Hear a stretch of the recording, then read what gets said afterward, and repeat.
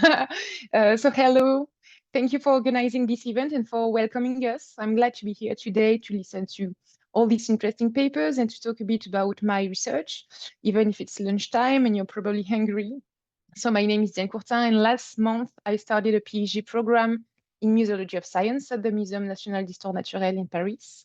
But as it's been a short time, I don't yet have any results to report.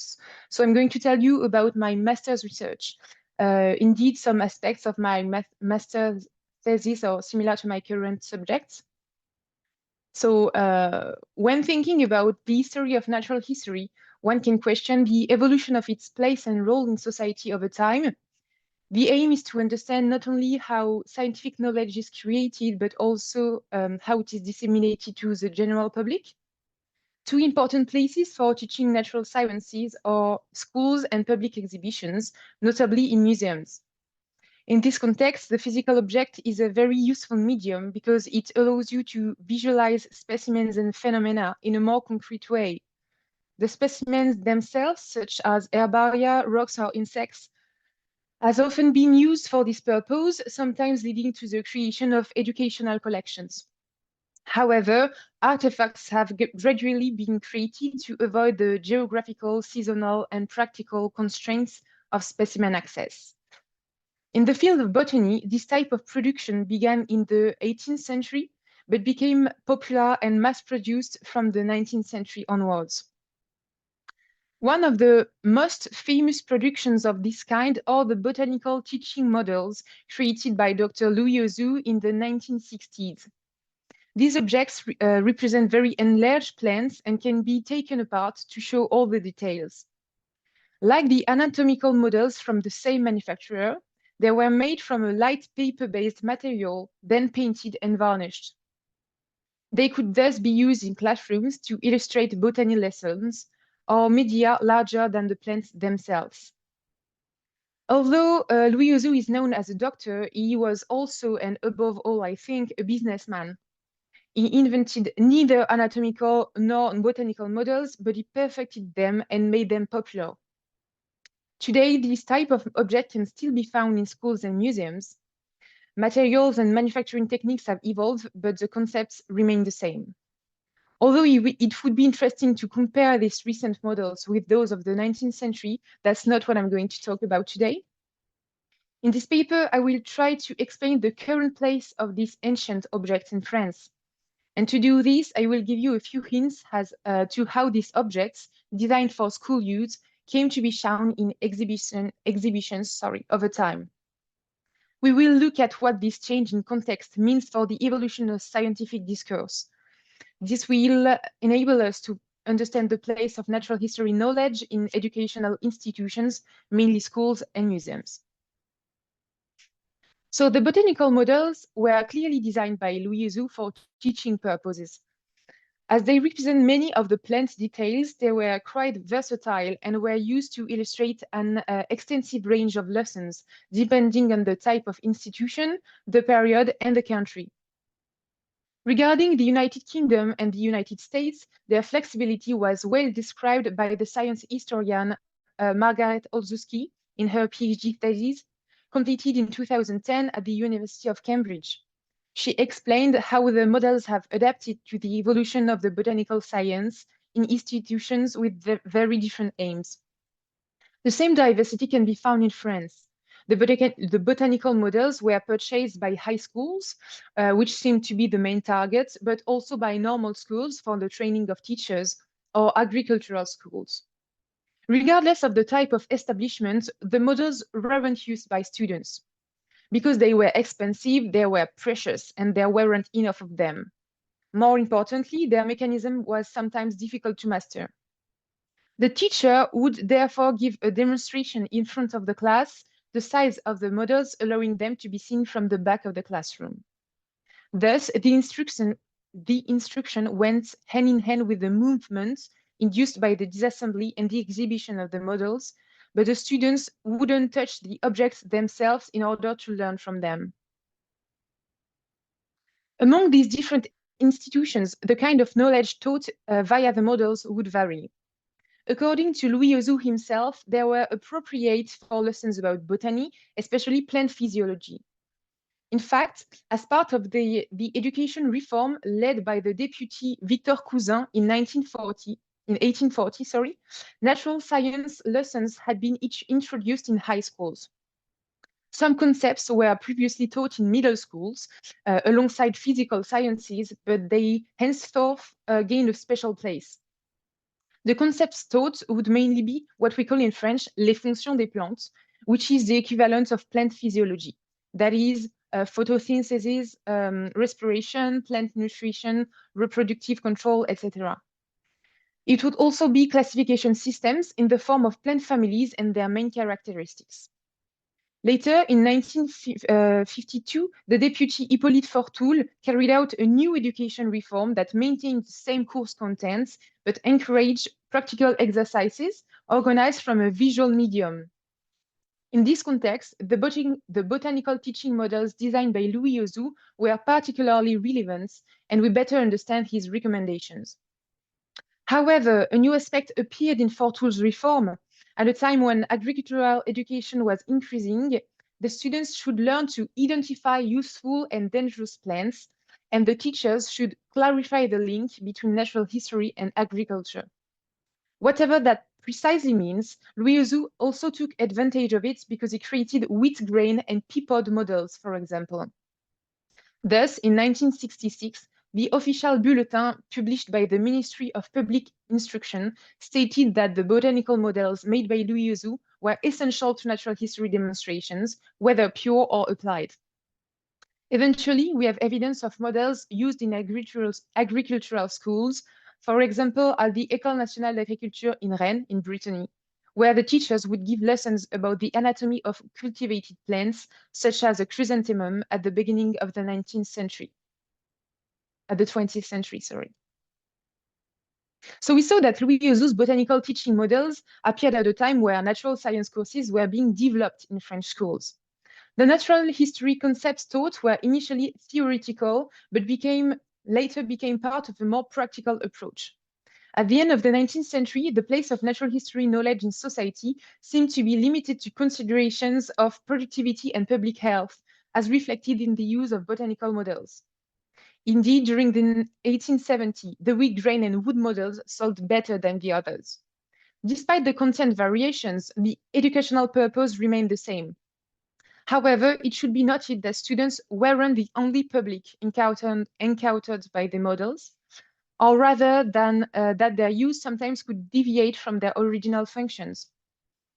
First, before the models became well-known and started selling, they had to be advertised. To that end, as commercial products, they were notably displayed on stands during World's Fair.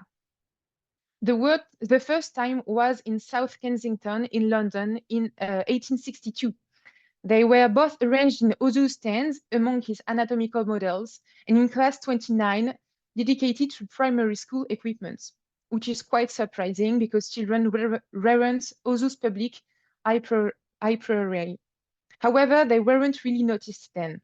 It was as an 1867 World's Fair, which took place at the Champ de Mars in Paris, that they attracted attention. There were many visitors, and the botanical models started selling soon afterwards. On this occasion, reviews were enthusiastic about them and even referred to the models as works of art. In 1867 and again in 1878, it was no longer just their pedagogical aspect that was highlighted, but their technical and aesthetic qualities. These display to wide public continued after Louis Auzoux's death until the beginning of the 20th century, when the focus shifted to new creations. At the same time, it is likely that this aesthetic appreciation and the prestige conferred by their reputation carried over into the classroom. After lesson hours, which could happen only a few times a year, the botanical models were undoubtedly showcased in one way or another. Indeed, they were expensive to acquire, and the name Louis Auzoux was well known. Their designer had even invented a base on which they could be arranged, which you can see on the picture. But more likely, they were placed in display cases, which was a common practice for school collections at that time. They could thus be admired by students who could also passively integrate botanical notions in this way. Since their creation, the botanical teaching models have been shown in different contexts and valued for a range of reasons. Even at a time when they were used in school, they attracted the interest from the general public. Thereafter, decade after decade, new educational tools were developed. And then came a day when ancient models were no longer used. Some of them were probably thrown out, but a few others remained in the institutions, most of the time thanks to inertia. They were kept in closed cupboards and forgotten by the entire staff.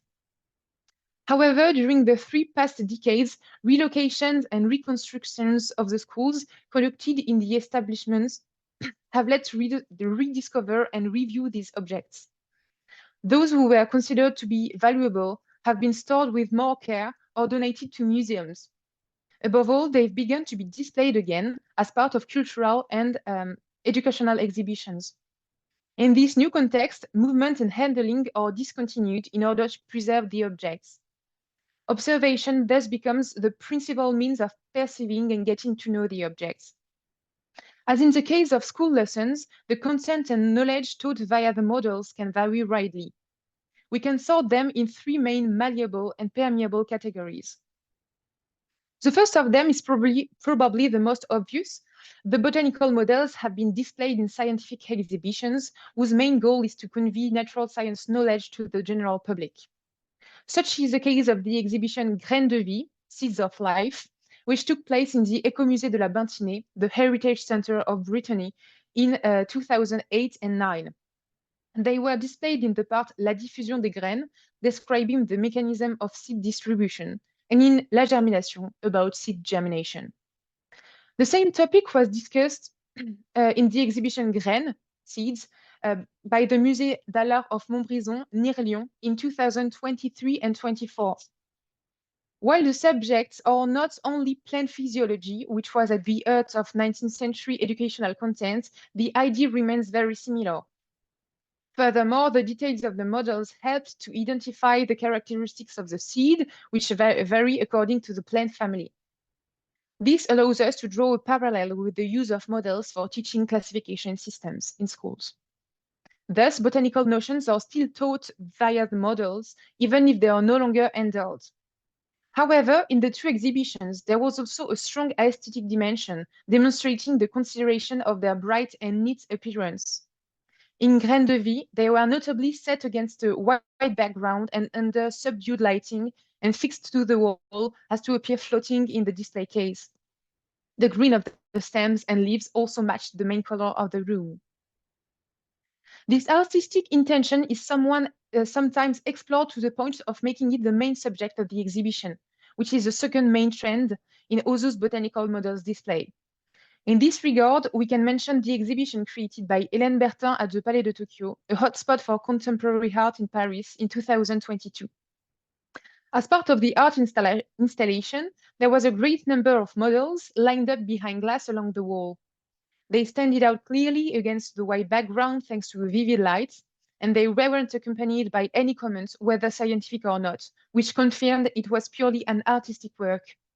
The artist focused on her concept, which was not explicit in the exhibition, and on the visual pleasure provided by the objects. This type of display participates in granting the model a new status of work of art, but most of the time they are considered alongside with other productions, from Auzoux or not, with an emphasis on their background, including their production context and their past uses. Indeed, the third category of exhibition takes the form of historical overviews. This aspect of the models did not matter when they were created, but became important as time went by. They henceforth bear witness of a vanished world, possibly arousing nostalgia, but more likely a fascination with the past. Furthermore, these exhibitions often bring to light the figure of Louis Auzoux, whose personality still evokes prestige, notably thanks to his anatomical models. Such is the case of the exhibition Les Incroyables Modèles du Dr Auzoux, which took place in Villeneuve-d'Ascq near Lille in 2021. It was a monographic exhibition in which the models were arranged very simply in the display cases. In one of them, they were compared with models created by another company, the Brendel models, but it was not their aesthetic that mattered. They more importantly represented Louis Auzoux' production as well as a period when the invention of teaching materials was booming. So despite the loss of their initial purpose that involved handling them, Louis Auzoux' botanical models are still used to teach natural history concepts, or rather they are again after a period of neglect. This takes place in the context of public exhibitions where other interests appear, such as for the artistic or historical aspects. This is neither new nor surprising because the models were already appreciated for their aesthetic and their prestige in the past. Simultaneously, the botanical knowledge conveyed by these objects seems to be pure yet again because it is not subordinated to agricultural concerns. This tells us that the basic concepts of natural history are still being taught to civil society, but that the place of instruction has changed. Before concluding, however, it is worth mentioning the situation of these objects in educational establishments nowadays. Some of the botanical models can still be found in the institution that bought them. According to teachers' testimonies, no models are used in the classroom anymore. However, in the case of high school, there are a few chapters in the curriculum that could match this purpose. In the 2019 curriculum, we find lessons on the functional organization of flowering plants or on plant reproduction. The expressed aim is to understand the plant, its organs, and their functions, which corresponds to plant physiology. Thus, the content is more or less the same as when the models were created in the 19th century. Yet, teachers mention a number of barriers or constraints preventing them from using the objects. The first explanation is that the curricula are no longer appropriate, being less naturalistic than before. But we just explained that it is not really the case. On the other hand, the second explanation is that teachers don't have enough time to organize practical work around these objects. Besides, the growing importance of digital technology is encouraging the use of other media, such as videos or applications, or on the contrary, to a return to the real world with school trips and the use of real specimens. Finally, the main obstacle remains the material condition of the objects, which are damaged and therefore impractical when they have not been restored. In most cases, the valorization of objects through exhibition has borne fruit, and those who manage the school collection consider the models to be part of their cultural heritage. This discourages them from using the models as they want to preserve them as much as possible. As a result, when teachers consider reusing botanical models for natural science teaching, they tend to purchase recent objects. At the end of this paper, we can say that Louis Auzoux' botanical models are still relevant for teaching natural history. However, they are no longer used in the same places nor in the same way. Instead of being handled in the classroom, they are displayed in scientific exhibitions where they convey concepts close to the ones they illustrated when they were first created. Even if school curricula are still compatible with their use, they are now perceived more as cultural assets than as school material. Natural history has therefore not disappeared from school curricula, but it is more often presented in exhibition and museum when it comes to using the models.